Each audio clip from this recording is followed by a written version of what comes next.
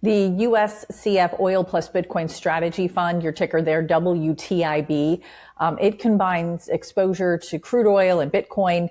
Can you explain the mechanics of this fund and then how it fits within an investor's portfolio?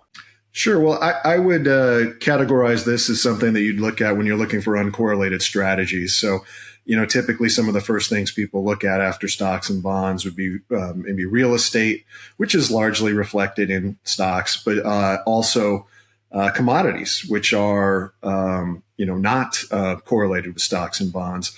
And also, obviously, there's this excitement for crypto, for Bitcoin, that kind of thing. So the mechanics of WTIB are pretty simple. For every dollar that's invested in the fund, we buy $1 of exposure to crude oil futures and $1 of exposure to Bitcoin futures, or some Bitcoin exposure could be the underlying ETFs as well.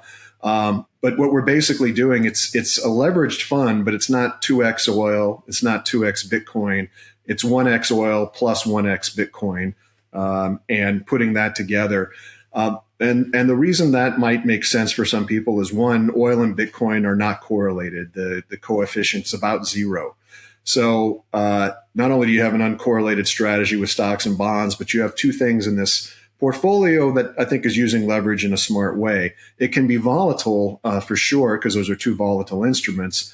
But when you're looking at an uncorrelated strategy, volatility is your friend, because you don't want it just sitting there when stocks and bonds are tanking. You want to see something, hopefully that's offsetting those things. So we kind of put that in a portfolio of uncorrelated strategies where you might have broad commodities, you might have other alternatives, and you might have crypto. This is a way to get both in one basket, for kind of two for the price of one in a way.